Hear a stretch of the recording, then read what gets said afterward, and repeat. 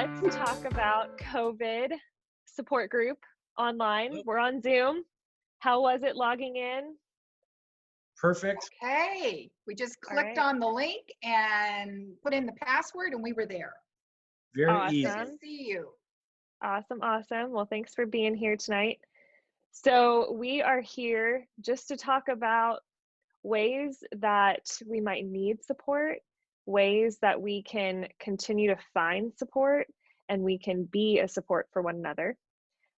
So I thought we would do a little check-in and do some conversation, and anyone is always welcome to come.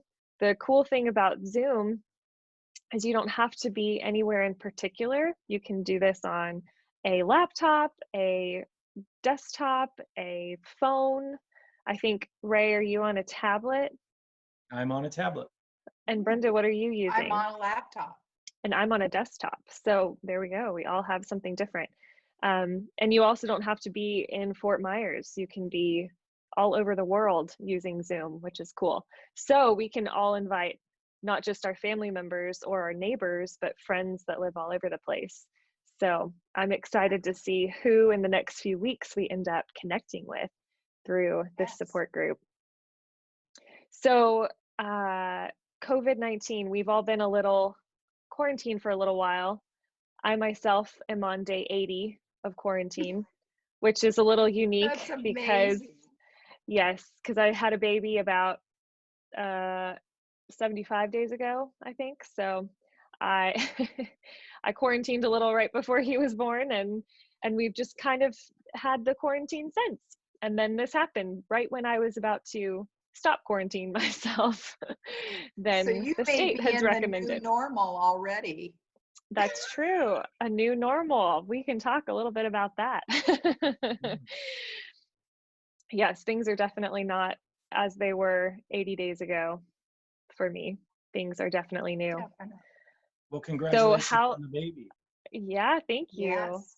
So how long have you both been quarantined? Probably since the announcement. So March, maybe like I'm trying to think. I'm in the Disciple 1 class, and we went that one Saturday, March 6th, 5th, right at the beginning of March, and that was it. The next week, everything happened. Yeah, I want to say it was around the 12th. Yeah, it was the governor kind of came out with the announcement. Yeah. So that's been over a month now. So now we're kind of settled in. Sort of. And I haven't really been in the quarantine. I'm kind of been considered by the government as an essential worker. That is true. You know, doing the mental health for people, going into people's homes still, taking clients for their COVID testing. The last 60 days have been a very interesting time. I have had some quarantines with my just personal life. The park is closed, the school is closed. So, you know, I've had to become not only an essential worker during COVID, but I've also had to be an essential teacher to my son, activity director as he's 8 years old. And, you know, I have felt the quarantine though. I definitely have felt that. I have learned to wear a mask more often. Right. Put on the PPE equipment. I've learned social distancing from a whole new perspective. I think my wife and I are sleeping in separate rooms. Not really. Not really. That's a little extreme, Ray. Yeah, that would be, but yeah, it's been an interesting time. So it's all good. Yeah, and I was reflecting on how maybe in the beginning, the feeling might have been, oh, this is kind of cool. I don't have to go into work. I can stay home. You know, kids are out of school. That's exciting. More family time. And now it's, all right, it's week 4, 5, 6, whatever it is for different states and even different counties in Florida. We're all doing something a little different. We're on little different scales, which also might kind of make it a little confusing in our country.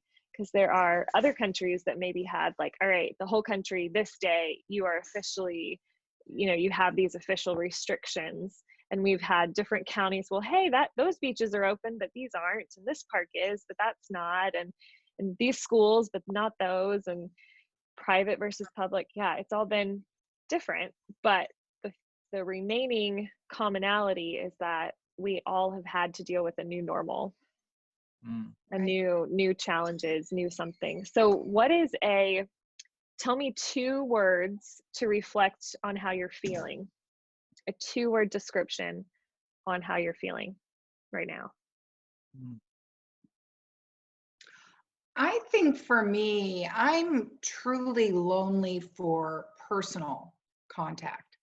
I kind of got to the point I'm doing all this techie stuff and I'm on the phone, so much screen time, all of this other stuff going on.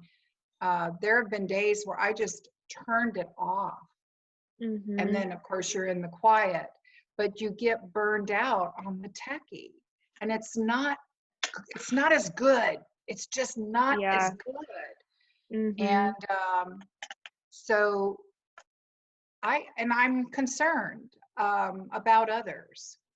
You know, I'm very social too. So that's part of it for me. Yeah. But I am really worried about those people that have that kind of restriction, that don't have outlets. Maybe they don't even have the technical access to some degree, or Right. they don't have family, or they don't know who to call. They don't have the smartphone. They can't do video. Somewhere I read the one thing nice about our connecting on Zoom and other platforms is this video, because it's real. It's Right. real. I can see your expression. I can talk to you, and it's as close as we're going to get. You know, Yeah. it's as close as we're going to get. But if you don't have that video, you know, it's missing. Yes. So I don't know So if that was 1 or 2 that you asked for, but so you are like, you're connecting, but yeah, you're still lonely. yeah. Yeah. I also think it's hard to connect with people. You touched on it, where everybody's on a different schedule and people Yeah. are doing different things, different times of the day. It's not Right. predictable. You're normally used to connecting with somebody, you know, they're going to work, so you need to reach them by 5 or 6 o'clock. Well, now they're not working, so Right. we're all on different kinds of schedules. Mm-hmm. And going to the grocery store is not a personal connection. I mean, you go to the grocery store, you're concerned about all of the people who are not masked, that are not following the guidelines. And my focus when I step foot, I'm just kind of agitated already, is to get through my list, get to that check stand, and get out. Yeah, it's I'm not not going to sit around and shop. I'm not going to read the labels. right. Tomato soup, just grab it. You Right. know, I don't want to touch too many things, right? Mm-hmm. And you see people doing a lot of that too. But Mm-hmm.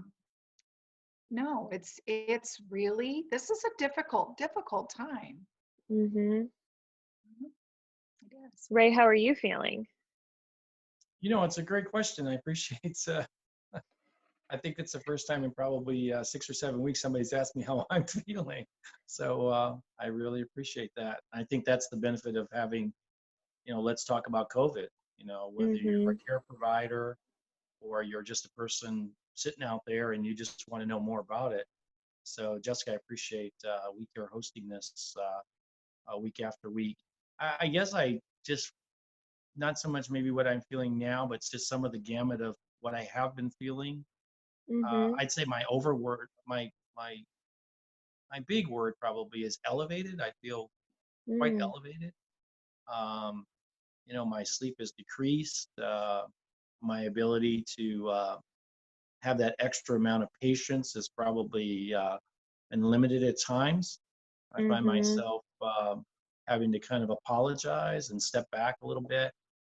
When I get elevated, I speak a lot more and I listen less, which is never healthy because I have 2 ears and 1 mouth. So it should just be the opposite. So I just have been trying to be very mindful of that I am already elevated. And I just think probably because of my training experience, I do elevate in a crisis.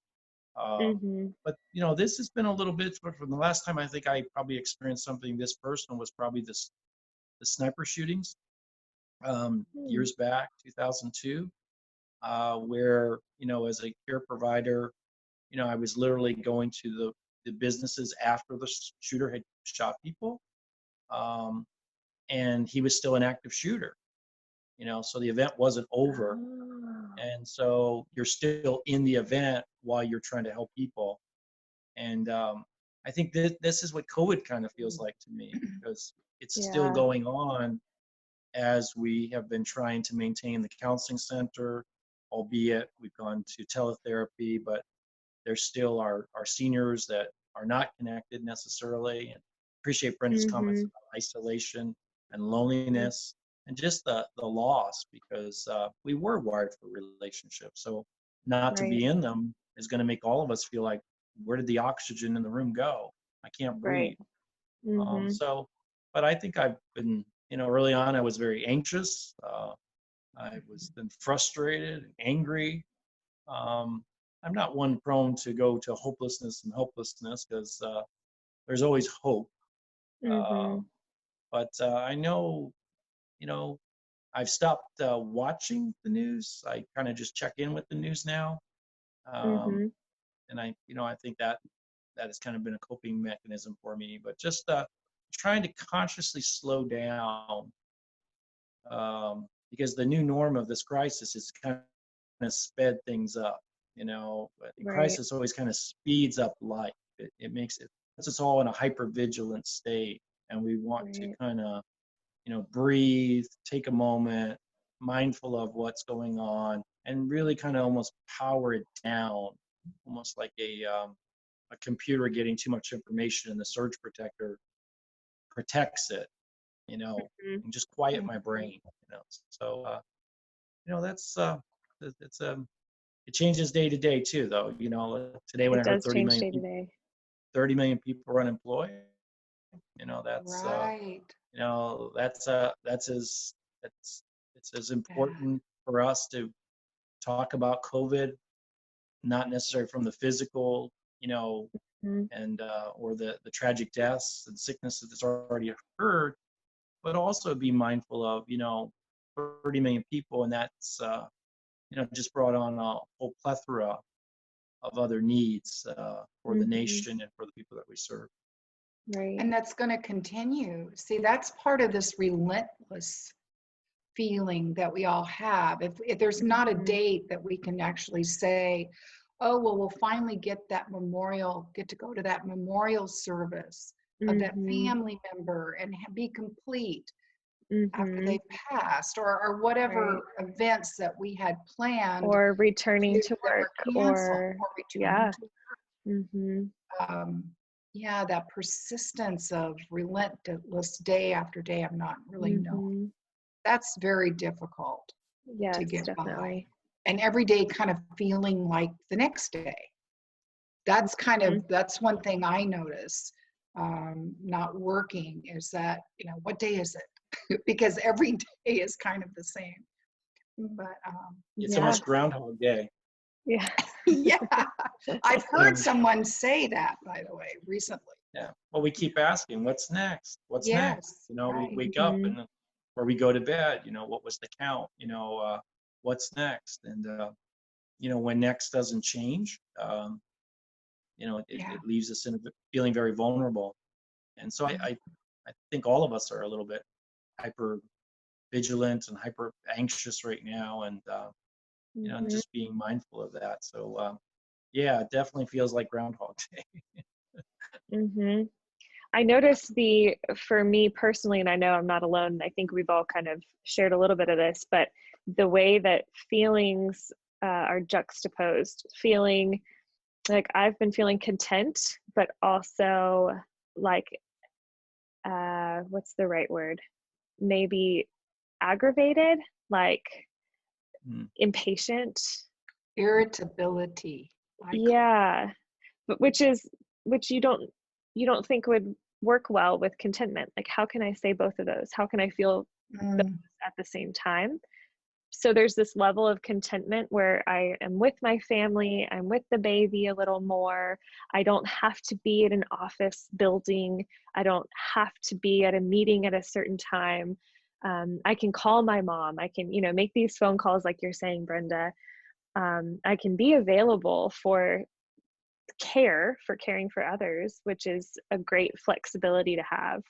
I can do things like coping skills for myself, like yoga. I did yoga for the first time yesterday in a long time. And it was so refreshing to do something to move my body in a way that I just hadn't done it in a little while because I've been recovering from having a baby, but a little different. So But yoga, or also did you say you met Yogi? actually a little bit both. No, yeah, yoga. But at the I've same seen so time, many cartoons. I was thinking you were talking about Boo Boo the Bear or something. And then I switch into this discontentment and this aggravation when I can't get the technology to work, or I've been staring at a screen for this many hours, or I'm trying to finish this email and Hardin's crying and needs my help, or I'm trying to do a Zoom call and host a Zoom call like last night and he's screaming the whole time, and no matter what I do, it wasn't working. So how easy it is to feel different emotions at the same time, and how normal that is, how human it is, and how our emotions are kind of like you're saying, Ray, they're heightened right now, like they're elevated. We mhm. might They're on feel a alert. little, yeah, like a little more anxious than normal, or a little more lonely than normal. And that's our new normal, is having a little heightened emotion, because you're right, we're still in this crisis. And it's been, I know for in my head, it's like, all right, we're going to get through this. We'll be quarantined for this long. We have friends that live in Italy. And so looking to them like, oh, they're a few weeks ahead of us or a month ahead of us, so soon we'll be there. But there's, still, it's like dragging on. Yeah. No one knows. So we don't have in that next, we don't have what that looks like. And how interesting that we're all having to learn this lesson together, because I think when we follow Christ, he never has that next defined for us. Our whole journey with him is learning about it along the way, learning what the now is presenting. When we came to Fort Myers, Robert had this vision for a modern type worship service. And he said, one day I'll do that. And he also said, I'm going into this church and I'm not going to make any changes. I'm just going to learn for a whole year. I'm not going to do anything different. And he came and everyone was just like, their engines were running. They were like revving up, ready to go. And they were just waiting for the green light, like, okay, go. So that totally was not what he was expecting. And so he's been able to do all kinds of stuff. But that Mm. modern worship experience was kind of in the back of his head. And now we have the team. And who would have thought that in the middle of all this is when the Holy Spirit would say, okay, go. Yep. And he said, I think we're getting the green light right now. And it wasn't just one thing. There were lots of different ways. And you'll hear more like in the services. He's going to share a lot more about that story. But it's been really neat to see how, we were waiting on that next. We were for that next step to appear and it to look a certain way. Maybe in some churches, they have to build a team to a certain number of Right. people, gain the interest, do surveys in the community, maybe have a budget for the service. And we just went with it. And things have happened since then. Now we have a team, now we have some money, but it didn't happen at first. So it also wasn't required for us to make some steps in this faith of this service, right? It wasn't like we were relying on the next to be here in order to have movement and in order to start making an impact, which is pretty cool. And so I think we're learning in a big way, and I think all of us are kind of learning about that, and how our perspective of that next is looking. And when we relate it back to this truth that we know that God, we are not, our next isn't even supposed to be here on earth, right? Like our next should be always focused on eternity. and even eternity, there's no timeline on it, but Mm. our humanity finds comfort in the time. Like, okay, if I know that on Friday I will be back doing something that I normally do on Fridays, I will feel better. But we don't know if that's going to happen. Right. We're not meant to look at future. We're not meant to be concerned about the future. Hmm. Jesus told us that. Exactly. It's just what we do at every moment that we're here. Hmm. Yeah, when we focus on the next, it's important that we give space in our head to something that hasn't happened yet. Hmm. And it does make us anxious sometimes, though. Yeah, right. Because it's something we can't control. Right. So yeah, as you were speaking, Jessica, I so appreciate your remarks about the now, because I was thinking about, Mhm. so when we think about talking about COVID, what can people do now? You Hmm. know, we have an event that hasn't ended, Hmm. right? Physically, it hasn't ended emotionally, it hasn't ended financially, hasn't even ended spiritually. So what can people really do now, right? Today, Yeah. and I think what I appreciated what you said about, your journey with your husband was that, hey, this is a time maybe to try something that we wouldn't have had time because the schedule was the schedule. It was driving the now. Mhm. And Right. now some of those things have been put on hold for us, or we're working more efficiently or differently. When we went to teletherapy, we were able to see more clients. So the productivity Mhm. actually increased, and we can reach clients all over the United States now. We're talking to people in Kalamazoo. We're talking to people in Pennsylvania. We're talking about people in Maryland and Georgia. So, it's amazing that some of the things that, oh yeah, we'll get to it, we are allowed to do now. Um, it's Mhm. a great time to reconnect with your family. I Mhm. just love the fact that you have this new child, and what a gift. I mean, Yeah. I mean, I'll, I'll, man, I'll say thank you for you, because, as a dad, I just know that, you know, especially as dads, we just go back to work. We got to get that money. We Exactly. got to, Yep. sometimes you've lost that income of your spouse, Mhm. which is very important to a family household. So the dad, hey, you're out of the hospital, right? You're home, right? Your mom's here, right? Mhm. Okay, well, I'm back to work, Right. and I got to make up for that work I lost. And what a blessing that the bonding between the baby and you guys, I think of Mhm. that 80 days of just unfettered bonding, which Mhm. is a Mhm. pretty cool thing. And then, Yes. and I guess the other now that I would think about is our own self-care, Mhm. because burnout sneaks up on us, Mhm. right? We saw the tragic story this week of a doctor, an ER doctor in New York City, Yeah. who tragically took her life, and no mental health history whatsoever, not on any radar, serving on the front lines. And unfortunately, she's not with us anymore. And so, as people are listening in, and we're talking about COVID, we're talking about real issues, and a real issue right now is everybody's self-care. Mhm. How are you defining this physically?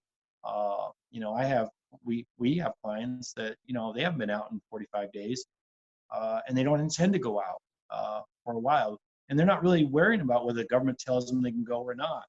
They have autoimmune disease, they're Mm. battling cancer, they're high risk already with Right. diabetes, or they have ALS.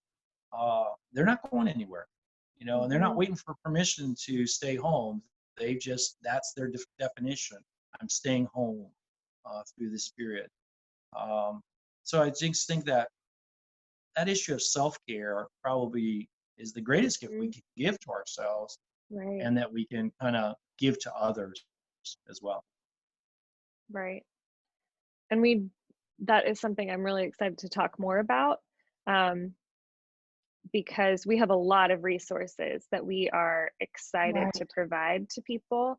Um, so we have already, through the church website, you can find a document on coping skills, and it's divided into 3 different categories. We have physical, spiritual, and mental.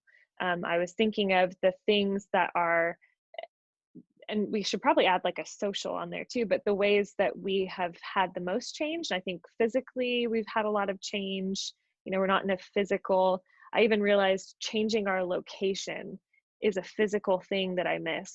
Like, I was queen of like window shopping. Not like, I would go to a store and be so full of like looking at all the different things and touching and feeling, and I'd leave without buying anything and go, wait, what did I buy? Oh, I didn't buy anything. Yeah. But I felt so But full you of all the shopped. things. Yeah, I had already shopped. And that's something I miss doing. That's not necessarily a job or, a certain person. I miss being in a room when everyone's excited and they're talking and the room just gets kind of warmer and you're like, oh, is it hot in here to you? It's kind of warm in here to me. Our bodies just give off this energy when we're all excited. That's something I miss. It doesn't quite work when you're in your room all by yourself or you're in your house alone, right? Or a birthday party. A birthday party, right? You can have however many Right. screens or however many people on your screen, and it's not the same. I know. Yeah. Both of the WeCare offices are located in churches that have preschools. And Mm-hmm. we've kept both offices up and running, again, on a limited basis. I just miss walking into those offices by the preschoolers, and they come with their little faces to the fence, and they want to take me on with their play sport, and I live next to a Yeah. big public park, and it's been closed, and so I have to honestly say I've missed the laughter of children. I Yeah. really have, and and again, maybe that's something in as we go on in these sessions, talk about COVID, the impact Mm-hmm. it has on the children, and Yeah, ways definitely. we can protect them and nurture them. You know, um, I think that's I really do miss just hearing the laughter of children right now. Mm-hmm. Brenda, what's something that you have done for self-care? Really sticking with my ritual. Yeah, I that's get a up, good one. I spend my time with the Lord. I work on Bible studies. I have all that time. I get out and walk every day. There Good. are exceptions Mm-hmm. because I have this construction project kind of going Oh, around yeah. through that craziness. But I try to just, I'm not going to get up and just lay around. I mean, you talked Mm-hmm. about when this first happened, we kind of went, oh, well, we can sleep in, we don't Mm-hmm. have to be anywhere. And that can get us off on the wrong track, I think. Every day has Definitely. purpose and every day Right. has meaning. And we have to refuel ourselves and we have to do those things we love. And despite the fact I have no kitchen, I have a microwave in my bedroom and I have a toaster oven and I'm using the utility sink and Oh my so forth. goodness. I actually make cookies in my convection toaster Oh. oven and because I love to cook. I've got to Mhm. maintain those Right. things. That's I awesome. do want to say though, I think as this platform that you've set up, let's talk about COVID, can grow, I think it can be so helpful for people. And I hope that anyone that watches this kind of says, I'm going to tune in because this conversation can go so far. Mm-hmm. Mhm. We don't know that other people are experiencing exactly what we're experiencing, and they may feel that, oh, well, nobody feels like I do, but there will be others. There will be others. Mhm. Right. And the Yeah. resources that you can bring to them. This has really, Definitely. really been good. I've enjoyed our time. Well, thanks for being here. Awesome. So Thanks for hosting.